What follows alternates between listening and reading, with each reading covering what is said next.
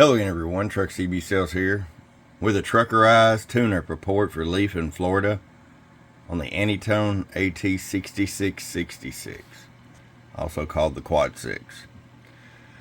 We got you Truckerized here, Leif. That includes the electrolytic cap upgrades, voltage regulator upgrades, ERF 2030 plus MOSFET upgrades for increased durability and you're soon to see increased power, as well as wide banding of the transmit and receive, an adapter to run a 4-pin mic, and an at-6666L, as well as this tune-up video. Now, don't cut these stock mics short. They're actually my favorite for the Anytone, but if you get in a noisy environment, you may want to plug in the static and try it out, okay?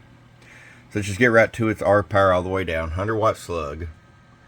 We set you at 2 watts all the way down. That way you got full adjustability if you decide to run an amp, something like a 4-pil or something.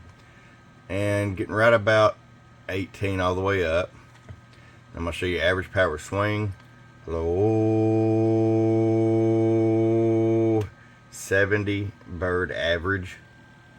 250 watt slug in PEP. Hello 1 2 audio, audio, audio, audio, audio. And about 120 PEP. Let's go over here to sideband. So I hit the right button there. 250 watt slug, hello, hello, hello, hello, hello, hello, hello, hello. And there's your 120 on sideband. Alright, Leif, there's so many options on this thing. Go back and check out my other videos. You'll see me lay out how all the options work and scroll through the menus and so forth. Did set your echo for texture.